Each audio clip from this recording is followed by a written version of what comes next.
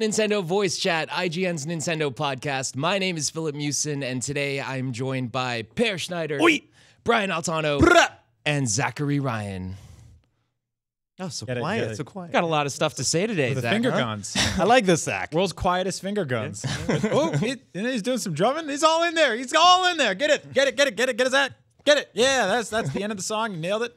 Somebody gift that. It is. Let me just really quickly say, it is so very nice to have all of you gentlemen back. Yeah. Brian, you've been gone for a while. What have you been up to? Shooting a travel show for IGN. Yes. So I've been in 3 or 4 different cities in 3 or 4 different weeks. And I'll be gone next week too, so I'm hanging out now while I can. Arcade bars, right? A lot of arcades, pizza places, toy stores, retro game stores, Seattle, Portland, LA, San Francisco, all that fun stuff. So look for all that soon. Pretty cool. What's the show called? Rough Life. The show is called Fast Travel. There you go. There it is. Fast travel, yes. Long one. Do you know if it's live? Is there anything that people can watch? The first episode is up with Barbara Dunkelman from Rooster Teeth, which takes place in San Francisco. After that, we've got Seattle, and then Portland, and LA.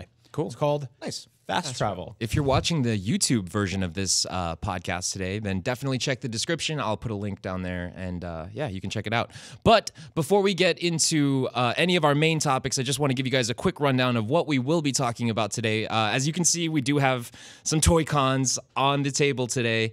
So we are going to be quickly running over some Labo impressions. My review for the Variety Kit just went live, so I wanted to just kind of share my thoughts on the score and hear what you guys have to say too. We've all pretty much been playing all week with Labo, but we won't stay there too long.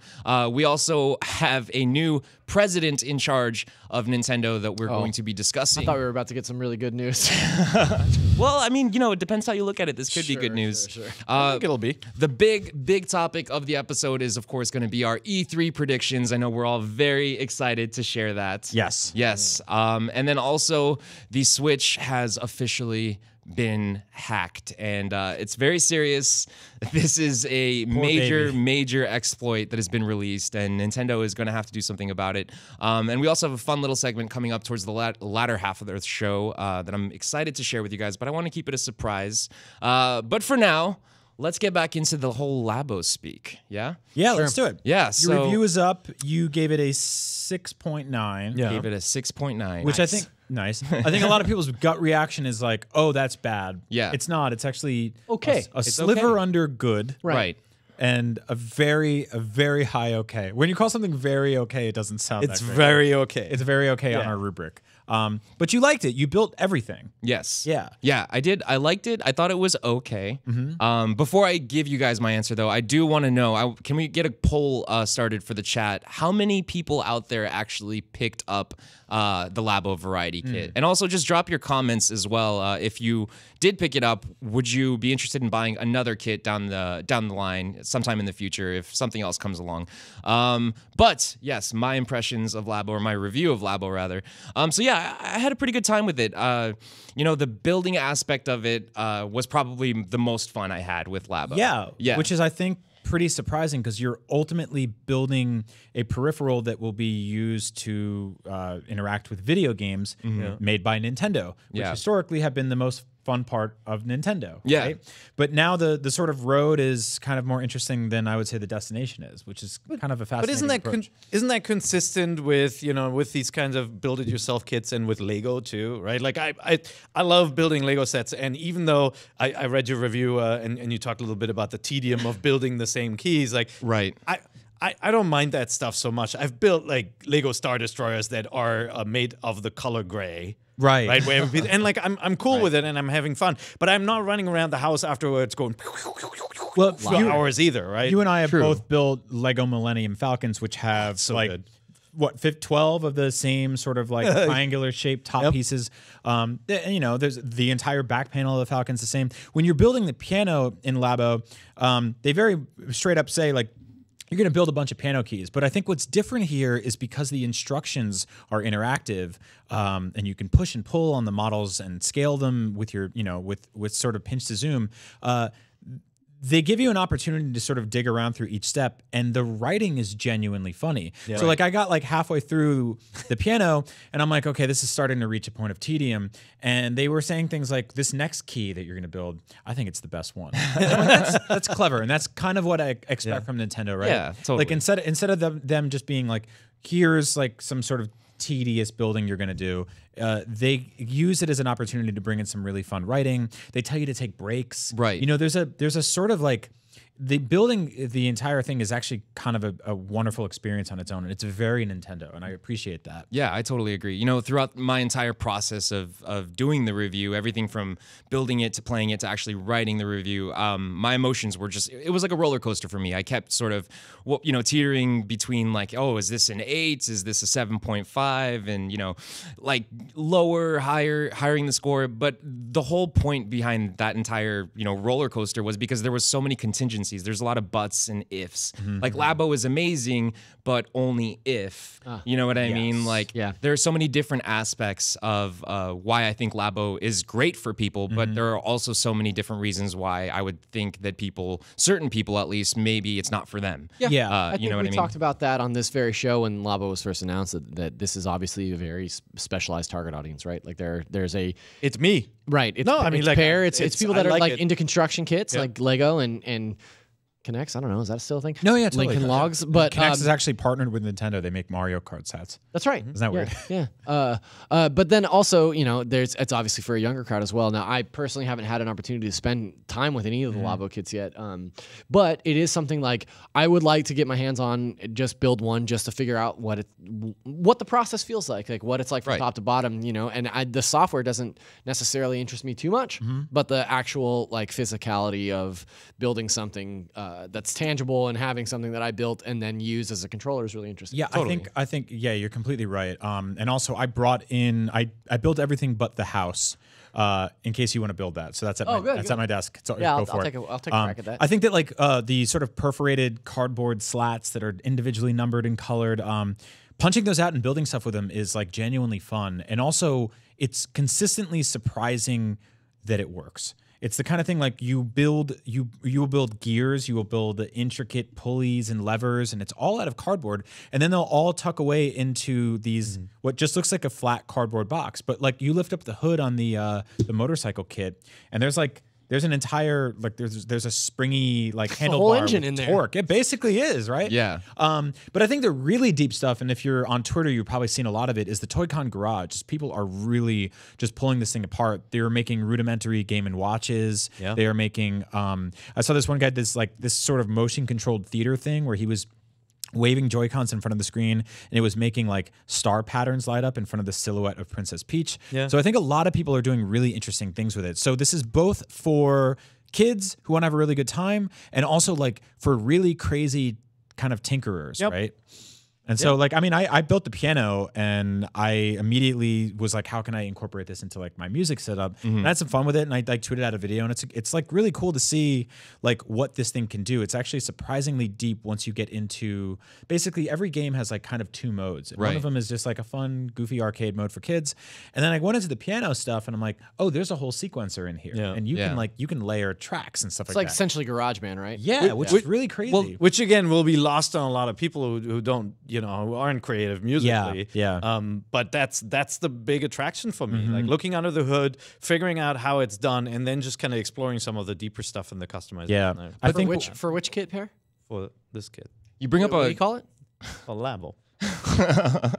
You bring up a really good point, though, Brian. Variety. Because, you know, for people who, let's say, are musically inclined or mess with GarageBand or programs like that, I would say those are better programs. Like if you already have access to GarageBand, then just stick with GarageBand. You're not going to want to use a Labo piano in studio mode. Like it's not really going to be a game changer for you in your musical career. But if you have like really creative children, or if this is like, you know, if you have a kid who's interested in music, having them set up on, you know, studio mode with the Toy-Con piano is a great idea. But also, I mean, let's talk about a sequencer that you can get for $79, right? Like, True. Well, yeah. I mean, so this kit is $60 and it comes with software. Is it? It's $60 and then you get to mistake. build like a fishing rod and a motorcycle and a house and all this kind of stuff. I think like we talk a lot about Lego and Connects and stuff. Lego specifically, I think, is something that has veered into the kind of okay to display as an adult territory. I have a Millennium Falcon. A lot of Lego on my desk. We keep telling ourselves that. We do, and, you know, and our house guests and people that come over and stuff like that.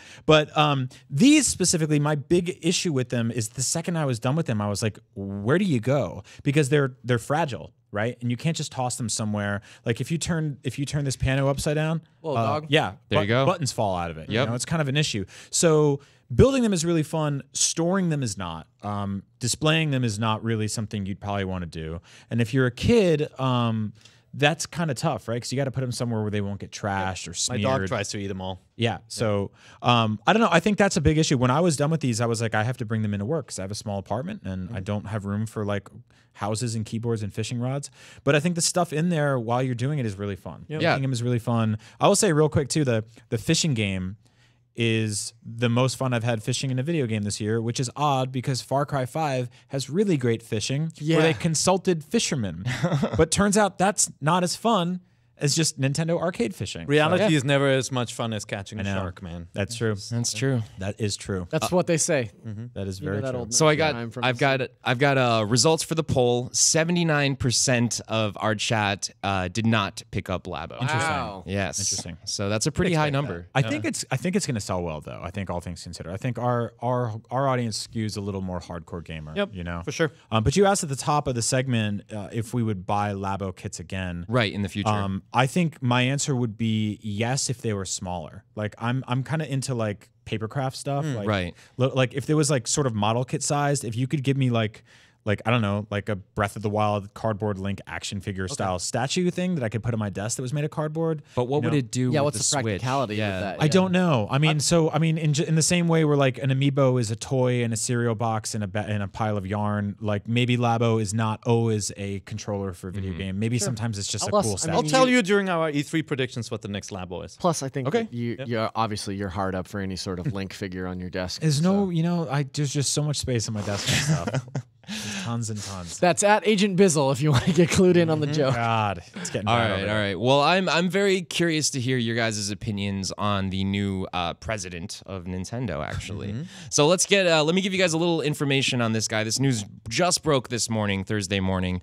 So it's pretty exciting. So the original president that we've had since 2015, not the original, but since 2015 has been Kimishima.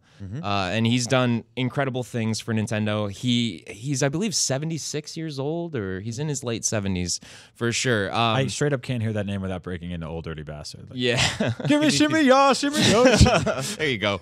Every time. Every single time. I just picture him like getting all down to it. Just getting down. That should be his like outro for when he walks on stage. Mic drop.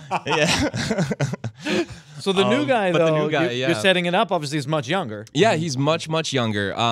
He's 46 years old, which is crazy. And just, as a sort of reminder, Iwata was 42 when he took over. Very unusual and very young, and came obviously from the dev side. So there's Shuntaro Furukawa, who was comes background in banking and marketing. In marketing, yeah. He's a marketing expert, and he also served on the board of members or board of directors for the Pokemon Company. Not a small role, obviously. Not a small role, yeah. But I mean, just seeing that he has a seat there, and he obviously does have a history with Nintendo over 20 years. He knows sort of the mantra of the company. And so I think that there's some pretty good potential with this guy. I think he might have a future with this company. I like him. He worked in Germany for 10 years. Oh, yeah. He's that's obviously a good guy. Yeah. So he knows how to endure Right, pain. he knows how to drink a beer. Not to mention, he's also fluent in English as well. That's cool. Kimishima wasn't. So I'm wondering, could this possibly be the new face of Nintendo Directs? Maybe. Could we see? Is he weird enough? Yeah. The question. That is a good question. He's got a haircut that leads me to believe that he's weird enough.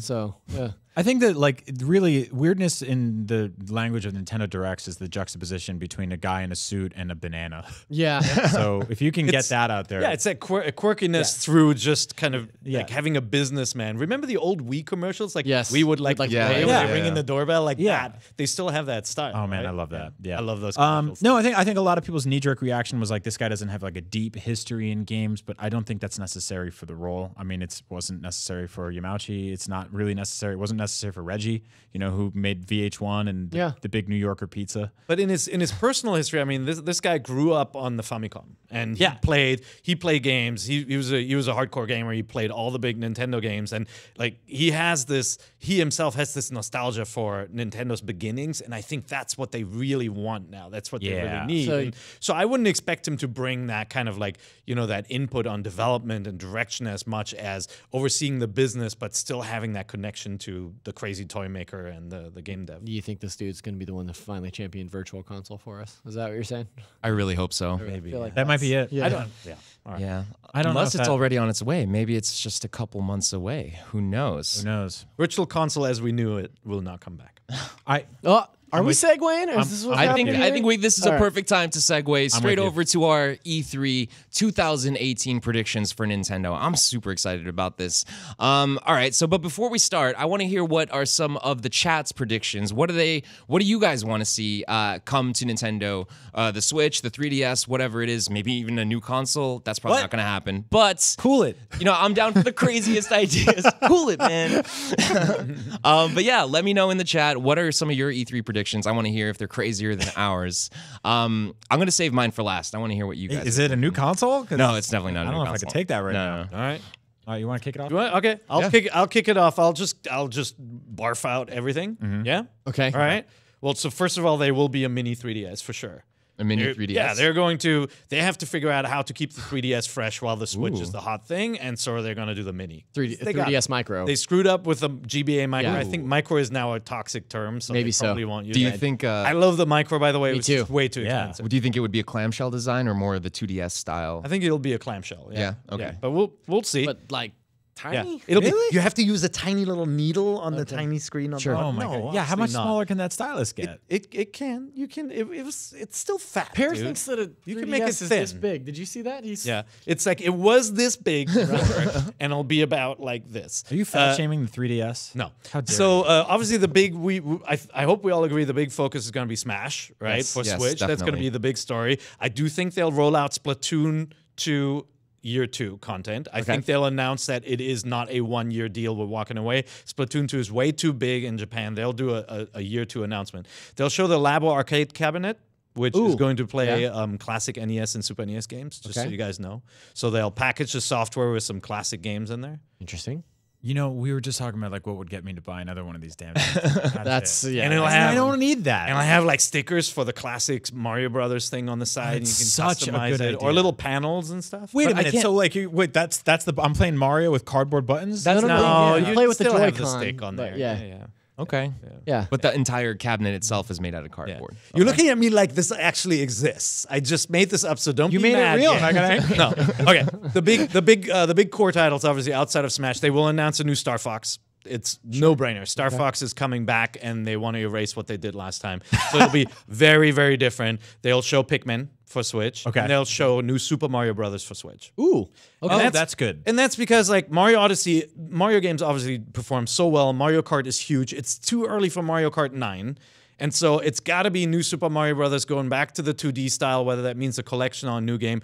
It's a no-brainer. It's Now, gonna are be you there. saying that And- that we're gonna get new Super Mario Brothers, or that we're gonna see a new Super Mario Brothers game No, ported to Switch? It will be a new Super Mario Brothers or a returning new Super Mario Brothers game that you've seen before, like level collection and whatnot. Okay. There's not going to be a virtual console like the old way. They will announce, you. obviously, show off their subscription plan, which has all the NES, multiplayer games in it. They will not have playable Metroid. They will show it in a trailer. They'll not have playable Pokemon. They'll show it in a trailer. Yep. Whenever I do this, by the way, I'm like 100% wrong, so don't get mad. Sure. Okay.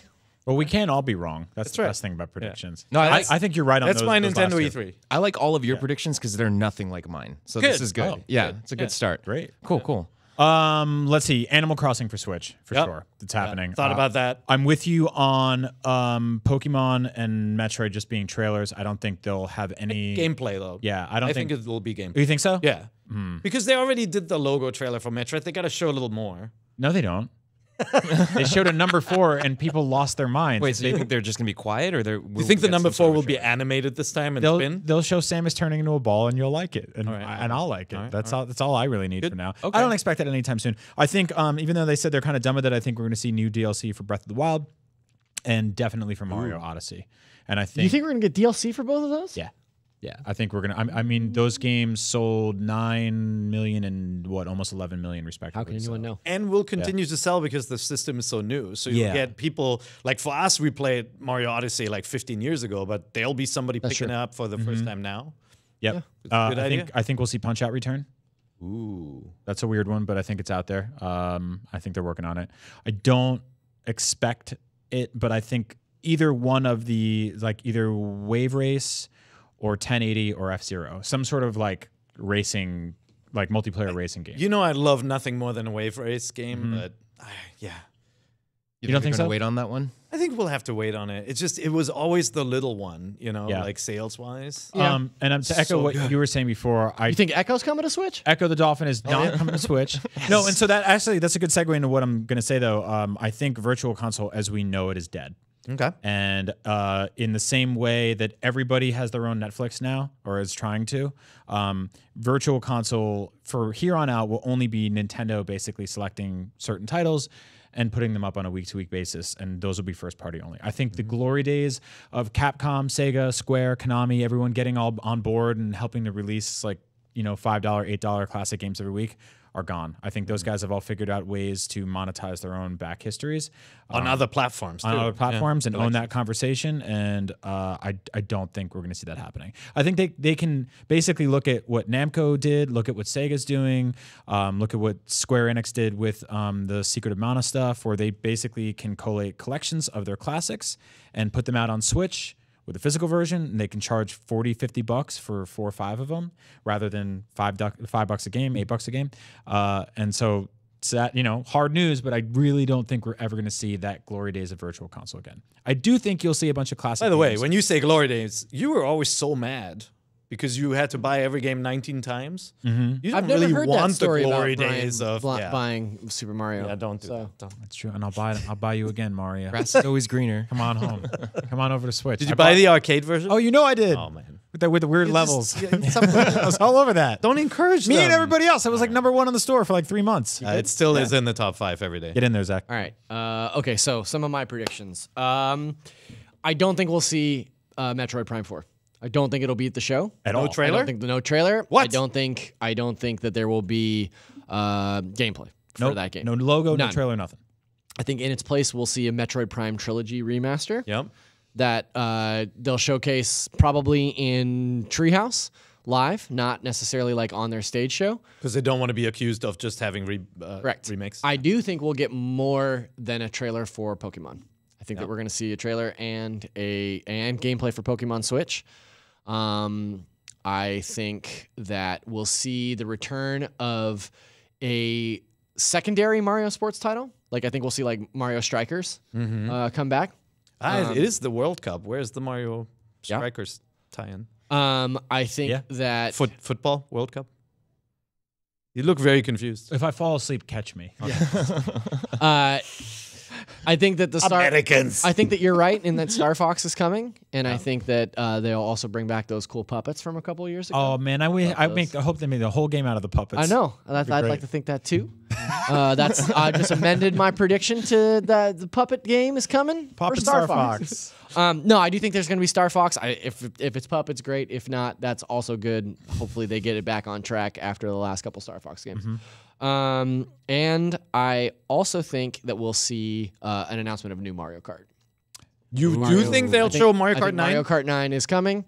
Given how successful it was on Wii U and equally, if not more so successful on Switch. It actually is more successful on Switch. It just outsold the Wii U version. there you go. I was gonna say that game is selling GTA numbers month to month on MPD. I think it actually beat GTA this month. It was in the top 10 again. I had it on my list, and then I was like, well, it's selling so well. Yeah. Would they really poison the well, so to speak, to talk about a new so. one? I mean, why not just add new content to it?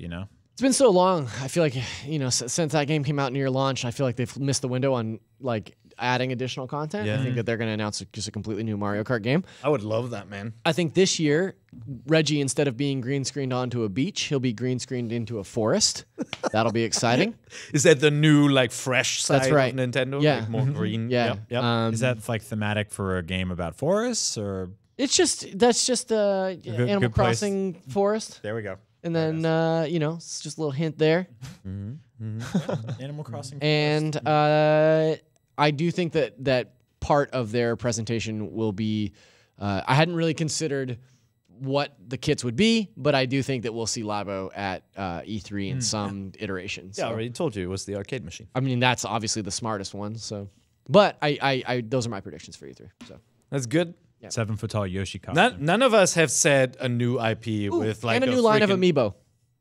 There will always be amiibo. I think as there'll be a long new line as of we're amiibo. alive. Not like in the a new, store. But I like think there'll be no, a new line of Smash amiibo in the same Nope. way that there were Smash amiibo for the last version of Oh Smash. man, you think they're gonna do that again? Yeah, I'm talking about like a Totally. full, Oh, like man. a full reboot. Yeah. Yeah. I was expecting you to yeah. announce like a spin-off, like platformer with the frog from Mario or something. Oh no, actually, if they're gonna do any kind of Mario Odyssey spinoff, you know who I want it to It'll be the bird. The bird. What is his name? bird? again? I forget now. but- Pinocchio. Wesley? No, and his bird friend Chuck. Okay, so some of you guys overlapped, or my predictions will overlap with your predictions. Okay. But I do have a couple different angles. I think that we will get a trailer for Metroid Prime this year at this year's E3. gameplay or just CG animatics? I think it'll probably just be CG. Like, I think it'll just be that live action commercial from the Metroid Prime commercial. Remember that one? Oh yeah. They'll just play that again. No, it'll be gameplay. Yeah. It'll feature the scene of zooming into the head, so you can tell it's a first-person game. And then she'll be like, I mean, it could have like, you know, I don't know, a couple seconds of gameplay towards the end, but I think that the majority of it is going to leave us really wanting more, and some people will probably be pissed. But I think right after they show that, Let's be honest, Philip. Like either way, people are going to be pissed.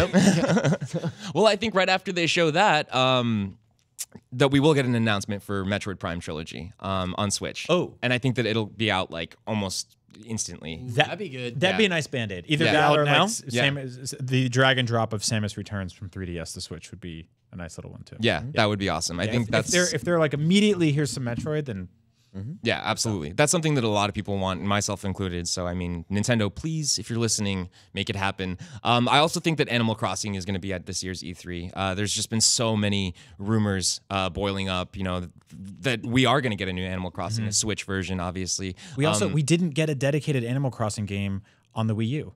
True. That's true. Like it skipped that platform. We've had one since GameCube, Wii, 3DS. So my guess is whatever they were working on for Wii U, if they would probably have just naturally transferred over to Switch development. And, you know, they would have had many years to be putting this game together already if it's been in development for that long. Yeah, it's just the same old furniture sets they've had for 35 years at this point, right? Yeah, just slap a new polygon on there. Up-res some textures. Tom Nook yeah. at it again. Collect that modern furniture set all over vintage again. stuff, yeah. You know, have that Modern furniture is now vintage. that camel woman shows up to sell me rugs. Yeah. Can't wait.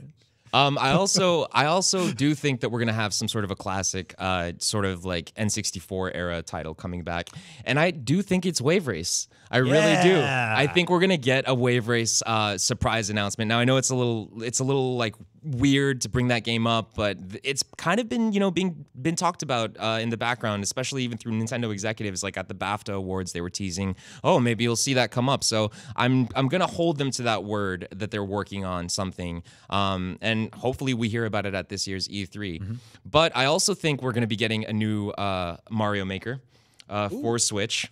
I think it's about time that series just sort of makes its way over to the next generation of Nintendo consoles. I mean, it was so popular, so loved on 3DS and Wii U that the natural next step would just be putting it on Switch, even if it were just a straight port with some maybe new designs or I think our modes. big question about that has always been like, how do you play it on your TV? But I guess, you can build it on Switch with the touchscreen and just drop it in and go. Yeah. Interesting. There's also, I mean, there's so many levels to download at this point. Like, I feel like anybody getting that game for the first time now would have access to endless content. And I mean, in order to keep that community alive, though, they would need something in that community. Like, there need to be better filters and share tools. And What about like And the a new Mario tile 60 set Yeah, I was gonna and, say like- Mario 64 tile set. Yeah. What? It's like like some- It's like a 3D game. Yeah. No, like maybe the graphics. Well, the graphical style, yeah. But or I an mean, like, Odyssey, also like- Odyssey's tile set. say what? Odyssey. Yeah, that'd be. You good. guys know those were not Keanu. 2D games, right? What about it? What about? There it is. Yeah, I was waiting for that. All right. I have one more. One more? Okay. Last I one. have one more as This well. one's totally crazy, but I would love, or actually, I would love this, but I'm confident that we're going to see Borderlands 3 at this year's E3, and I would love to see a day-and-day release on Switch. I think it's possible. It's totally possible. It runs in the Unreal Engine. Yeah, party. You know, that's funny because none of us have talked at all about any third-party stuff. Yeah, that's true. Yeah, because we're dumb. Focusing on first party. Yeah. I want to hear. I mean, if you guys have some extra third-party, you know what it is? I'm like I've been just conditioned for so many years of being like Nintendo's got to carry this weight themselves, and it's like they don't. Everyone's on board now, so this is great. I actually think there will be more day-and-date announcements for bigger games. Like Bethesda, rolled out Nintendo support and had games that were time delayed and came up later. I do think they'll announce some games that will be out day-and-date for Switch, and then get delayed last minute, of course. Yeah. No, I think we'll see more third-party support. I don't think the rumors of Diablo, for example, were wrong. I think it's just something they weren't ready to announce yet. I'd be all over that. We'll see more stuff from the Activision side for sure. And it'd be crazy to me if we didn't see more FIFA and a little bit more support from EA too. Well, there was that rumor kicking around of the Call of Duty Battle Royale mode coming to Switch, which is to kind of circumvent the fact that their next game probably won't have a single player. So we'll see. I don't know what you charge for that, but I don't know. Third-party stuff's going to be full price, baby. $60. 100%. Zach, before you get into your next prediction, I just want to read some from the chat real quick. I got a lot of people saying F-Zero. Evan and Jabaro in the chat are screaming F-Zero for Switch. That would be awesome. Some Wave Racers as well. Alistair. And then, of course, Brian, they're cheering for your Mario Odyssey DLC. They want more Mario. Good. Yes. Yeah, Mario would be a great Odyssey, thing. like I think I was a little more taken aback at the idea that there would be Zelda DLC. Mario Odyssey seems like such an easy candidate to have a kingdom just dropped in. Yeah. So. What do you think for, like, obviously Nintendo has done such an awesome job with Smash Brothers reveals in the past. And even at the last Direct, the Splatoon fake out, they're going to do this again, right? They're going to show some character and you think it's going to be one thing and then it's Smash Brothers again. What do you think is going to be the big Smash Brothers lead-in? I think they're going to show a Smash Brothers trailer that transitions into well, this actually flies in the face of my previous prediction, so I'm not going to finish that. Never mind. No, let's just. I was going to say they're going to show a Smash Brothers trailer, but then it just was like a super secret Metroid trailer. But I don't think that there's going to be a Metroid trailer, so I take it all back. I think they'll play up the platformer rivalry of the past, and they'll have Mario hanging out with Sonic, and then Crash walks in. And then it's like, oh man, that Spyro flies in. Ooh. Add Spyro. The post E3 press conference days a couple years ago, when they were really ramping up to Smash Wii U, was where they revealed Pac-Man. That was actually like it was in like Smash or the latest iteration of Pac-Man. No, not the concept of Pac-Man. I think that was at E3 1981. It's older, slightly older. No, Sakurai did like a little like press conference thing, and they showed like a bunch of colors on the screen, and one of them was yellow, and it opened up, and it was Pac-Man. And we're like, oh, nailed it. Because you can't really do a silhouette with that dude, because crack that case for sure. Who's that Pac-Man? Yeah, I don't know. I like the Crash thing because he's one. Yeah. He's back apparently. Yeah. He's out there. He's doing it. He's making that weird guy with the mustache really angry, and he's breaking those boxes. Dr. Wily. Dr. Wily. Dr. Wily, famous Crash villain. My last prediction: Snowboard Kids 3. Ooh. Wow. Yeah. Yeah, the trilogy. It's about time. Will it come with a balance board for an accurate snowboarding? You can just use your Tony Hawk balance board. Yeah, it's fine. Hey, those are snowboard adults now. Yeah. Maybe it'll have like a Labo balance board. It's been a long time. Snowboard Kids was like, it's weird that they aren't more kind of Mario Kart fun games in other genres like racing related games. It's kind of sad. Maybe that's the direction they'll go with F-Zero. Yeah. Like, I mean, look, F-Zero, I absolutely love the purity of that franchise, but like the lack of power-ups and weapons definitely limits the appeal with gamers. Yeah. Be cool to see that evolve too. Yeah, it's very exciting stuff. Nintendo has a lot to be excited about as far as E3 is concerned, but I don't think this next topic makes them very excited. So as I alluded to earlier, the Switch has officially been hacked. I mean, it's been hacked for a little while now. There was actually an exploit that left the Switch vulnerable on a hardware level, and this is due to the NVIDIA Tegra X1, which is the primary chipset for the Switch. Did Brian break the Labo thing? No. Okay, just Not on this. You gotta watch NVC live. IGN.com. Jeez, guys. Twitch, whatever. No. So this is some pretty crazy stuff. I mean, this makes it essentially irreversible for Nintendo to fix this. They can't patch this through an update. It's not a software level exploit. And the way they did this, I believe we have a photo.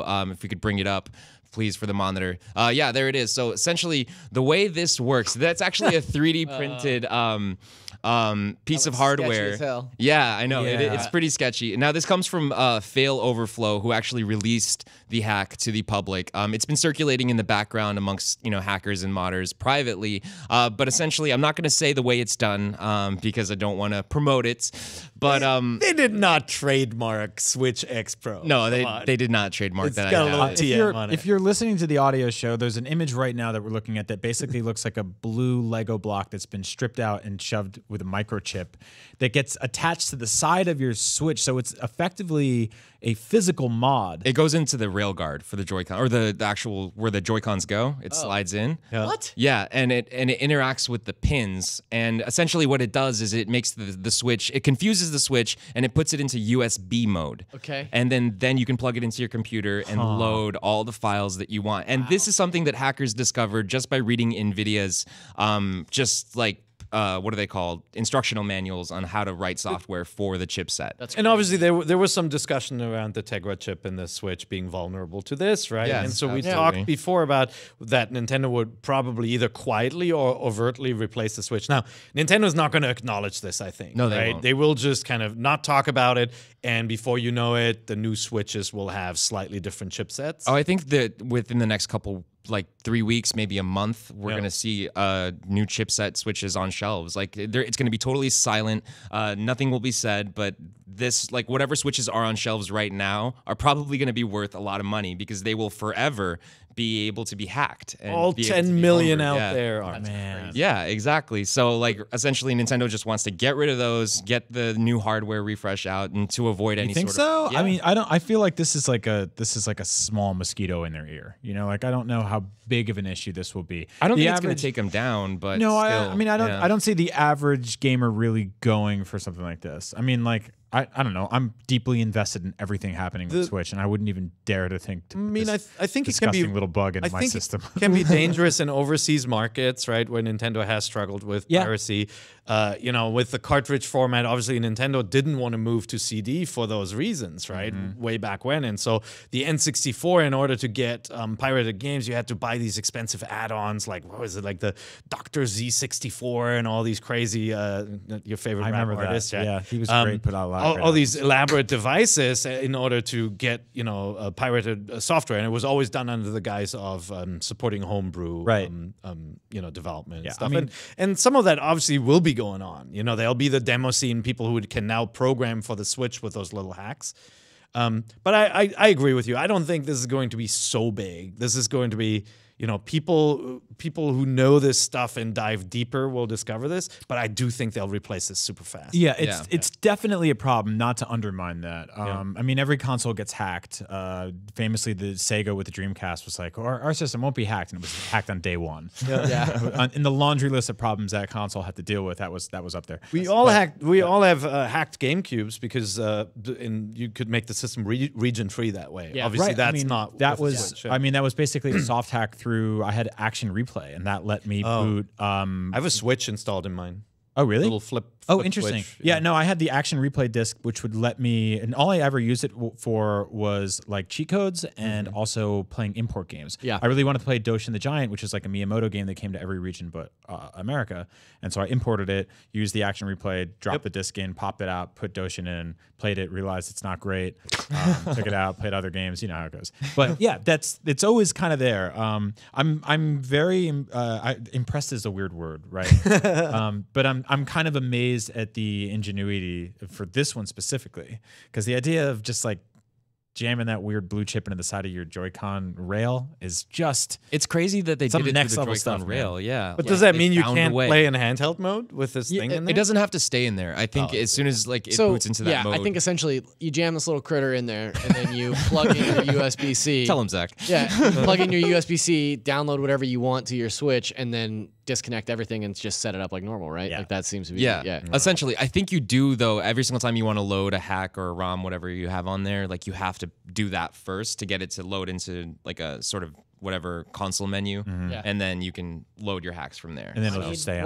Why worry about like the a virtual soft- console when you can get this little blue critter? Yeah. Yeah, exactly. And apparently you can like continue updating your firmware and NVC does playing not endorse the use of online the and blue all that critter. stuff. That's so, true. We do not. Don't steal games. Yeah. It's bad for people. Don't do it. Bad for developers. Totally. So let's. You wouldn't steal a car, would you? It depends on the car, honestly. I mean, like, Yeah. I can't afford point, like good point. a Ferrari or like. You wouldn't build a fishing rod, would you? Ooh, I would build a fishing. All right, so let's move on over to our next segment. Now, this is what I wanted to keep quiet for a little bit of a surprise, just because I think it's kind of fun. We don't typically do stuff like this, or at least not since I've been hosting. But I wanted to talk about some of the best Switch games that you can play on an airplane. Now, obviously, the Switch is a portable console; you can take it with you, and it's not really known for its amazing battery life. We can get about 3.5 hours on a game like Zelda or Mario. But let's sort of bring to light some games that we think would be best played on an airplane that could maybe last you like a 6-hour flight. Sure. Yeah. You know what I mean? I mean, obviously, you can always bring a battery pack and then you can play any game on the go, which is awesome on the Switch. But I also think there's certain, like when I'm in an airplane, sometimes I'm of a certain mindset and I don't want to play games that are so involved that I have to follow a story. I like the kind of like the little time wasters where like if the guy next to me like needs to go out to pee or something, like I'm not something. like I'm not losing a life and cigarette. have to replay again. Yeah. I'll add the caveat that I told the story on the NVC before, but I like murdered an entire family in Skyrim. And like I looked over and there was like a little girl watching me, and I was just like, "Oh God!" But that's a it's- great example. yeah. So that's not a good game maybe to Yes. play on an airplane. Neither is Severed because you're like using the touchscreen, and like I had a guy next to me going like, "You're shaking my seat." Yeah. Neither is Arms. Don't make that mistake. Yep. Because I tried doing that once and I Right. punched the guy in the back of the head Yeah. sitting in front of me. It wasn't good. So with that in mind, where do we start? What's So Blossom Tales is a great Yes. game. Yeah. Do you? Who wants to talk about Blossom Tales? I mean, Yeah. I will always talk about Blossom. Yeah. Tales. so it's a little bit Thanks. no, but like battery life wise, that game will not last your Switch as long as some of the other games we'll talk about. But it is 2D and like unlike Odyssey or Zelda, it won't run down your battery as fast. No, it won't, and it doesn't revolve around like heavy motion control stuff. Like a lot of the Odyssey stuff. Zach and I were talking about this yesterday, but it was kind of tough, like trying to 100% Odyssey and flying a lot because you can't really do a lot of the motion control stuff in that game without. Some of the speed challenges specifically require you to Just really jamming in there, just getting there. No problems with this one here. So this is one of your favorite games on the Switch, I right? really, really love this game. The developer saw a lot of success with this game on Switch. It effectively like the ultimate love just letter Link to to the Link to the Past, Past. yeah. It is Link to the Past, and like Look at that guy. it is sometimes uncomfortably in rip-off territory. I mean, you see some enemies that look exactly the same. Yeah. But it's not just Link to the Past. I felt like they start with a puzzle that's very familiar, like firing an arrow to light up a torch, and then they go crazy. They make it like how Four Swords Adventures had all these rupees over the screen. They go crazy with stuff it's here. a lot quicker, more sort of action oriented. It moves. It just moves with a much sort of kind of like just more fluid speed than I think Link to the Past does, which is a little more meticulous. So yeah, this is a really good game. Check this out. If you loved Breath of the Wild, but you're like, I kind of missed the 2D Zeldas, like this is your jam. Yep. Totally. And then another game that Pear suggested is Tumblestone. So we I'll take this one. haven't So Tumblestone. we haven't. Yeah, I see what you did. We haven't talked about Tumblestone at all because it kind of came out at a time when there were much bigger games out. But I always feel like puzzle games are awesome for travel because you can like turn on the Switch quickly, play a couple of rounds, put them to sleep, and they don't eat any battery life. Like Picross S is great, but it is very unambitious. It's kind of like the Switch version of Picross is very bland. So I think Tumblestone is a better pick. It doesn't eat your battery as much as like a Puyo v Tetris would. It's a very simple kind of block matching game until it is not. Every major stage, and there are a lot of them, changes the rule set. So it starts with like you can shoot these blocks up there and like you can match things, and then it goes, but when you do that, it'll flip to, or there'll be like a gate that opens every other turn, or so it just kind of like every round introduces something to really tick you off. And I get really mad at this game, but I can't stop playing it. Yeah, the artwork is a little bit like what you would find under a skateboard or on a surfboard. It's got like a talking sausage in it. And Yeah, I think like to be completely frank, that's what pushed me away from this game. Is that like I think See what he did there? Oh wow, hell yeah! I found the art style to be like really garish and kind of gaudy, but if you say it's fun, I will check it out. It's really good. The core game is really good. The art style, like they have like these elaborate cutscenes with like text-based talking, and I tend to just skip those. Is it because like, I don't want to hear what Cleopatra has to say to a sausage? But I do. Yeah, that sounds you might amazing. be interested. Wait, in this, so you can play split screen multiplayer and everything? Yeah, it has different. I haven't even messed with that. I'm because I think like still that's playing actually, single player. I've actually done that with Puyo on airplanes. Or even Street Fighter, which is really fun. Mario Kart eats your battery though. The moment does. you turn on Bluetooth and you link up with people or you take off your controllers, battery life. That's the noise it makes too. That one. It goes. Yeah. What else you got? So a game that I actually played a ton of on the airplane is Enter the Gungeon. It's like one of my favorite roguelikes, one of my favorite games on Switch too. I was so excited when that actually arrived on Switch. But it's perfect because it's a 2D very pixel art style game, and the controls feel very locked. It feels really nice playing it in handheld mode with the Joy-Con controllers. It does some fun stuff too with Joy-Con or with the HD Rumble. Every single time you fire a gun, it just feels really good. There's that nice feedback.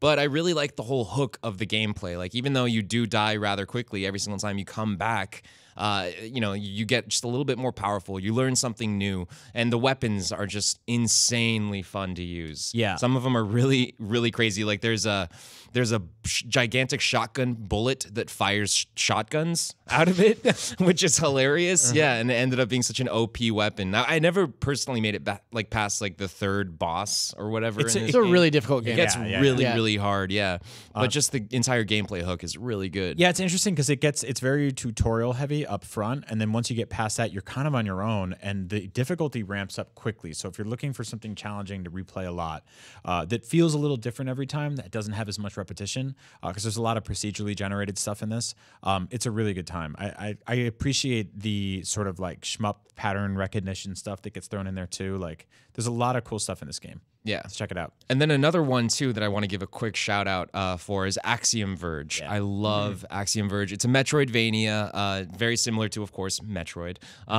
Yeah, but to me, this sort of Metroid-style game reminds me way more of, like, Alien. Where it's got this organic, you're fighting these like weird organic style enemies constantly that just look gross, and a lot of the weapons that you have are very like unique. Like, as you can see right now, if you're watching the video podcast, I have this drill here, and it's just the gameplay itself has that classic sort of you're looking for new abilities, and then finding that new ability or weapon that unlocks the new area that then you can go and get even stronger. So it's just it's a solid Metroidvania, and it was made entirely by one person. His name is Thomas Happ. He did the music as well, which is pretty crazy. Yeah. If you play this game, you get about twice the battery power you'd get out of one of the big 3D games. Yeah, it's pretty lo-fi, but it is unabashedly Metroid. Straight up, and it's really, really fun. Good. But if you want to play a newer game on an airplane, it actually just came out today, Lightfall, for Nintendo Switch. Now, this game is something that I think Brian and I went and played it at GDC a couple months ago, but I just got my copy of it yesterday. Yeah. Did you get a copy too? Yeah, I've been playing it too. Yeah, I think you're probably further in it than I am. And this is, it's great. I like it a lot. And if you're a fan of games like Celeste, where it's all about like speed runs and trying to make it through real fast, it's very similar in that vein, but it adds these really interesting platforming mechanics because you can literally create platforms. Oh, yeah. Right, I remember this. Yeah. So it's cool. It's got that sort of like silhouette-y platformy look that we've seen with a lot of indie games, but the added twist here, as Philip just kind of pointed out, is that you develop this ability to drop platforms in the sky and then chain jumps through those. And those platforms are also created to sort of stop laser beams and block turrets and all this kind of stuff. So it gets like actually pretty tricky, and the character movement is really quick, and like timing jumps and runs and everything like that makes for a very kind of fluid, fun experience. It's a little less like kind of slow and methodical like a Mario game is.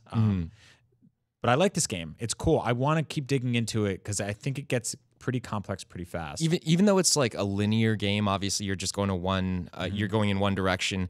I feel like it gives a lot of leeway and a lot of freedom to explore and just kind of run free. And that's something that I didn't get out of Celeste. Whereas Celeste, I felt like I was sort of like going through like set tunnels. Where this, because you can create your own platforms that, you know, pop up underneath you, or you can place them in the air wherever you want. You sort of build your own pathway and you find these shortcuts or secrets that you literally create. This looks super cool. That's awesome. Yeah, which is really fun. And the controls are super tight. Like usually I'm constantly falling off of edges and running too fast off of curbs or whatever and dying in these types of games. But for me, the controls were just right there, where it needed to be. But still good to play on a plane where it can shake a little bit, or better to play on a train? Either one, either preference. Very good. Yeah. I just wanted to add, I didn't get an opportunity to add any of these to the list, but I also wanted to throw, you mentioned Celeste. I think Celeste is a really good one. Yeah. And Lots of people in the chat talking Just about curse Celeste. out loud, though. That's yeah, the you got to issue. do a lot of swears when you're playing Celeste. But then another one that I think doesn't get enough recognition and is very similar to some of the games on this list is The Mummy Demastered. Oh, yeah. Just that's a good one. fantastic Metroidvania by the guys at Way Forward. Way forward, yeah. And killer music, killer level design. Hard and as nails, though. really, really difficult, but also really rewarding nails. in the way. Do you play as Tom Cruise? You do. You play as do, Tom yeah. Cruise. That's all I care about. Yeah. Based on 2017. There's a lot of cutscenes where he takes off the helmet that he's wearing and he likes to shake his hair out in slow motion. That's how you know it's him. This is all we're- not true. We're now far removed from the release of that bad film, but it's no. Talking about the bad film. It's like really surprising that game was based on that movie that was supposed to spark the cinematic universe that is now just not happening. But now that, like, you know, we're nowhere near any of that, it's probably, you're not really thinking about digging that game up on the eShop. But please do, because like Zach said, Totally. really, Or wait for a sale. It'll go on sale for sure. The story behind the development of that game is really interesting too, because they had a super tight turnaround because the studios came to them and were like, hey, we want a Mummy game. Like, what can you make for us? And they came up with the Mummy Demastered in less than a year. Wow. And that game is really, really incredible. Way Forward, very talented group of people. Yeah. Yep. Yeah. Cool. Good stuff. Before we get into our next segment here, I just want to remind you guys, question block is coming up. So go ahead and start dropping your questions for us. We're going to try and take as many as we can before the show's over. So definitely come up with some good ones. We want to hear them. But now it's time for our pick of the week. As you know, every week on NVC, we have a pick of the week. And this week, it's South Park, The Fractured Butthole. Yeah. Yes. You gotta be better about that. We've had this conversation. The fractured butthole. Butthole. Yeah. Okay. Yes. Emphasis on the butt. But Yeah. whole. this is a massive game. It Like, is. believe it or not, Gigantic. And it's got a full price. Yeah. Yep. It's $59.99. Yep. Gigantic price for that. Gigantic game. It's this is Ubisoft's follow-up to Stick of Truth, which to be Stick of Truthful, I prefer slightly because that game's The theme? Yeah, You like well, the theme not better? necessarily the theme, but I think the pacing of Stick of Truth is better because it's a 9-hour game and it's an RPG. This one is basically a kind of like tactical, almost. It's like tactical turn-based combat. Yeah. Makes fun of superheroes, right? Yes. The Right. first one is more like traditional role playing. Yeah. But this game is like, if you're looking for something to sink like 20, 25 hours into, you can do that here. This genuinely has great RPG sort of tendencies all over the place. Exploring South Park, the town, is really fun in this game. It's got great humor. I don't know it if this looks is an airplane remarkable. game. It just looks just like South the Park, show. yeah. Again, do not play There this they on are an playing with airplane. Nintendo Labo, so that's cool. Oh, that's awesome. Yep. Yeah, this is not a children's game. There are some Not good for the very- plane. Yeah, there are some very gross adult themes. Title didn't give that away for you, huh? Nope. Nope. To play ESRB, there is vomit, puke, boogers, blood, and a child giving a cop a lap dance. There you go. There it is. Nice. There's also a cocktail that a guy drinks that I can't describe because it's too gross for words. But it's South Park, right? And there's so much good stuff here. Well, like there's that, I guess. The RPG summons you do in this game are really fun. Leveling up your character is really fun. You can actually build your costume using sort of parts you find in the field. Yeah. Which gets really interesting because you can kind of kit bash different suits for your kid. Customizing your character is awesome. I made like a little South Park version of me. Like he's a dude with a 5 Shocker. shadow and aviator. So hard to Pretty figure that awesome. one out. I know. Yeah, if only there were like just bald dudes. in I would video love games. to see a slideshow run on IGN that's just your collection of video game characters that you've made to look like you. It's easy to make me in video games. I know. Yeah. I know. You just remove all the hair. Ready and- Player Brian. Just Yeah. show all the little avatars. So yeah, check this out. I believe there's a version with all the season pass stuff. Man, yeah, this game. You just rock the hair slider down to 1, You to and then 1. you put the aviator slider all the way up to 10. Yeah. I want to give a shout out to the battle system here. It's so Yeah. much better, I think, than the Stick of Truth I was. agree actually because Yeah. So I Stick of didn't. Truth is sort of based on like Super Mario RPG, right? Yeah. And like that sort of timing based combat, whereas this is like a full on like tactical. You can basically move Turn-based around. RPG, yeah. I mean, it's still turn-based, but you can move around. You can see if you're watching the video. There's like squares, and there's Brian right there. That's awesome. For those of you listening to the podcast, we just superimposed Brian's face on one of the characters. On the It was fly. hilarious. Live. Yes, Amazing. But no, the combat system is just really great, but it does have that sort of reactionary, like where you get hit and then you have to quickly press A to give yourself a boost for the special powers. Yeah, So. and you can like poison people with fart bags and make them throw up. And like, the all that good commentary stuff. during the fights is Oh, it's hilarious so good. too. And like Yeah. you take on you're a third grader and you take on different gangs of kids. Like higher level enemies are 4th and 5th graders, and then like you fight adults and cops and strippers and God. Yeah. I'm gonna play this again on Switch. I'm very excited. Yeah, it's totally worth. If you've never played, if you're a fan of South Park, if you've never played the Stick of Truth, I highly recommend getting the Fractured Butthole. Especially if you skip that one entirely, like I did. I'm so happy I waited for the Switch version. Yeah, and I'll add you can jump right into this game. There aren't really any story beats to carry over from the last one. So. Yeah, totally. Awesome. Another game coming out, or I believe it's coming out tomorrow, Friday. If you're watching YouTube, that's out today. Jotun, the Valhalla edition, is out on Switch. Zach, you've played a little bit of this game. Yeah, too, Jotun is like essentially kind of Dark Souls inspired boss rush set in Norse mythology, and We didn't get God of War. no, we got but this is Jotun. nice because Yes. if you're watching right now, you play as titular hero boy. No, Thora, I believe. Is yeah, the name, it's right? Thora, and you've got this giant axe, and the way that the game plays out, it's like first of all you're navigating these sort of 9 realms esque sort of settings, but basically like you're just fighting these giant bosses, and it's very difficult. It's very dodge and roll and heavy. The way that you're avoiding attacks and things like that. And there's like some like pretty deep exploration elements as well. But really cool game. I love Ready style. I love the sense of scale too. You can see right here the camera's kind of opening up, and there's a boss fight right there. God. The bosses are just gigantic, or at least the ones that I've seen. God, how did that get Yeah, gross? there's some really. It does some really Control interesting room. stuff. This is a family show. Come on. I don't. Zach, did you say it is like hand drawn? Is all of this? Hand-drawn? I don't know if it's hand drawn. Yeah, but it looks like it looks is, like it for certainly. sure, yeah, yeah. it's really really great. The style, obviously, it's beautiful. The controls wise, like you said, it feels like Dark Souls. Like it's not a game that you're just gonna breeze through. Like I died so many times trying to get through this boss. Yeah. But it's This a lot one of here? fun. Yeah, this one right here. Yeah. But it's a great sort of quick pick up and play jump in experience on Switch. Yeah. So yeah. And if you're watching NVC at home and playing the official NVC drinking game, remember have a tall glass of milk for every time we say Dark Souls or Metroidvania. Right. There you go. And it's $14.99 on the eShop. And also, I want to give a quick shout out to Max Curse of the Brotherhood. Just got a physical release on Switch, which is really cool. I love when physical releases come to Switch. Yeah, this is kind of like an Xbox classic. Yeah. Or at least associated with the Xbox platform for a Yeah. while. Yeah. It was heavily associated with Xbox, but now it sort of made its way over to, I mean, I guess it was on PC as well. And then I think it's on PS4, is it? Might have dipped into everything. I'm not sure. Yeah, I think they're starting to spread their ways. But it's been available digitally for the past couple weeks, and it's about half the price if you're getting it digitally. It's nice. $14.99 digitally, $29. Oh, not so nice. $29.99. Well, yeah, I guess that's for the true, physical yeah. copy. Physical, yeah. Yeah, but pick it up if you're a fan. Also, if you've never played the game, then go ahead and buy it digitally too. I think it's totally worth checking out. But another game that just came out a couple days ago as well that we've all kind of played a little bit of today is called A Robot Named Fight. Yeah. Yeah. So Speaking of Axiom Verge and Metroidvanias, Get that milk exactly. ready.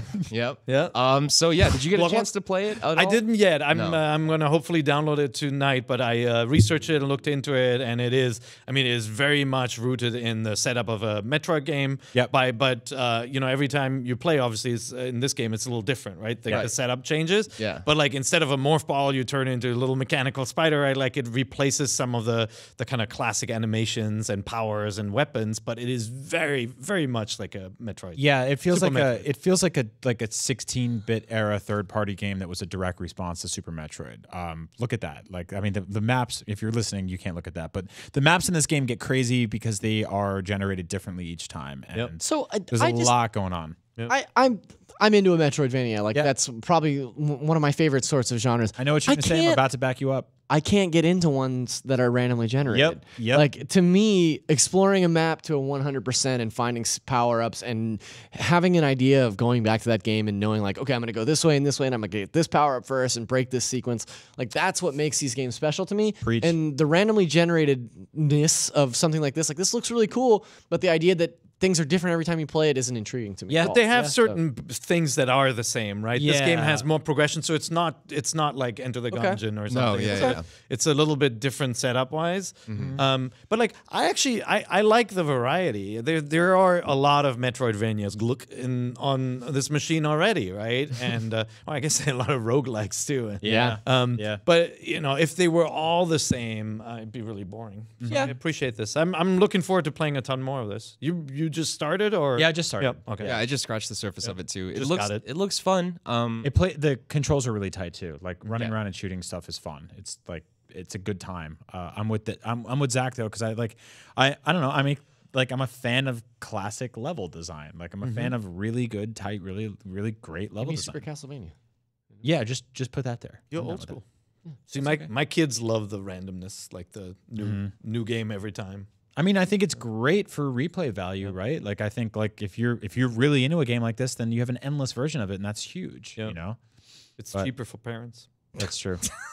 That's true. More money for You heard it here first. More money for Joy-Cons. Put that on the back. Put that on the back of the box. It's cheaper Better for for parents. Daddy's buying 12 new Joy-Cons this month, so you get one randomly generated game. There hasn't been a new color in a while. I don't know what to buy now. Ooh, Maybe we'll they'll hear make some. They should make some banana yellow ones. Yeah. Ooh, What's up with that? Hey, with Tropical Freeze right around the corner. That's a good tie-in. Yeah, bananas out be a there. good time.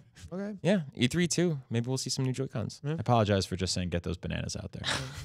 All right, we got a ton of questions in here for Question Block. Let's go over them. I got one here from the Hitman86. Oh, God. Thank you very much for being a Prime member, Hitman. His question is, do you guys think major third parties will be trying to put games on Switch at E3? Personally, I could see Konami putting a Metal Gear collection on Switch. Ooh, do you guys think a Metal Gear collection? I think Konami should probably steer clear of Metal Gear for a while. I don't see any reason why there wouldn't be third-party developers putting stuff on Switch. In fact, like we talked about earlier in our show, the RE3 predictions were very first-party focused, but I'm sure that there's a ton of third-party news coming out. I think every major third-party company will have a game this time. You don't Like sell... the show, including Konami. Yeah. I don't think Metal Gear either, but everybody's going to have some. Konami put out a decent Bomberman game at launch and sold 500,000 units, so they're paying attention. Everybody's paying attention when they see indies selling multiple hundreds of thousands of copies on the eShop. And so at the very least, they're looking to maybe co-opt some of the indie games that are out there and bring them to Switch. I mean, but hopefully more than that. Look at something like Kirby, which just launched. It's obviously a first-party game. It had the best debut of any Kirby game ever. Like the Switch is a success. Putting games on it works. So It's good. Yep. Yeah, it's real good. No more Focus wait and System, see. You guys should check it out. Available in stores today. KC Thundergiant wants to know Why is my name Good so name. off? Thanks for being in the chat. why have we not heard anything about the new Fire Emblem for over a year? I think Pear might have Pear, what's up? answer for that. Because they're not ready to show it. I totally forgot about Fire Emblem. That's going to I be kind at of E3 too. thought that was going to be on your it has E3 to predictions be. list. Yeah. No, you're absolutely right. I just think, they were so busy pushing the mobile game and seeing how that plays out. They were just erring on the quiet side. I actually think Fire Emblem is one of those franchises they'll probably do something before E3 in a direct and show it to us more. But yeah, I think it's because of the mobile game that they were quiet. Yeah. probably agree with that question. I mean, like it just makes so much sense. You know, they're this far into development. It makes so much more sense for them just to wait and then release it like, 2 months after they've, give the big reveal. Right. Sure. I would say. I think that works really now. well. Yeah, it'd be great.